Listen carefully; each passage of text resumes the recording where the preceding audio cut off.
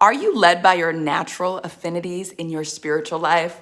Let me ask that again because I really want you to sit with this. Is your spiritual life led by your natural affinities, right? So often we're human. I mean, we are human, right? And so often we have just natural inclinations towards certain types of people, right? We have affinities with people sometimes from our race background, from our ethnic background, people who we went to school with, who live in our neighborhood, people who are like us. Maybe if we, have a hobby of sailing, we have a natural affinity with other people who like sailing. Or if we like art or going to the gym, we have a natural affinity towards people who also like art or going to the gym.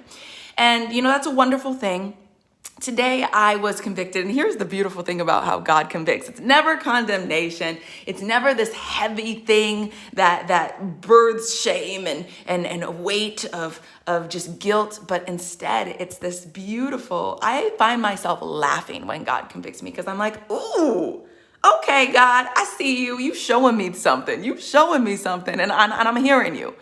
And that was today. Today's devotional was really looking at and exploring this idea of natural affinities and how so often we gravitate towards certain people and we treat them differently, right? We maybe show up with more joy towards somebody who speaks like us or looks like us or talks like us or, loves like us. And it's so important to remember that this walk with God is not about becoming our best selves.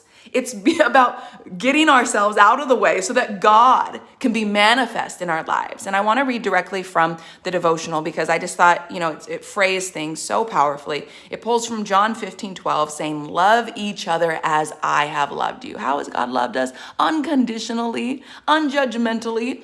And it says, the expression of Christian character isn't good doing, it's God likeness. If the Spirit of God has transformed you on the inside, then on the outside you will display divine characteristics, not human characteristics. God's life in us expresses itself as what? As God's life, not ours, not our best life, as God's life, not as a human trying to be godly.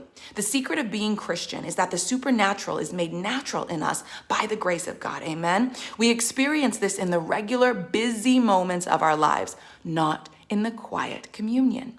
When we come into contact with people or circumstances that would throw us off balance, we find, to our amazement, that we have the power to keep wonderfully poised in the center of it all. And this is the work. God's saying, I'm not trying to make you your best self around your idea of what the most optimized you is. I'm trying to get you out of the way so that I can show up through your life.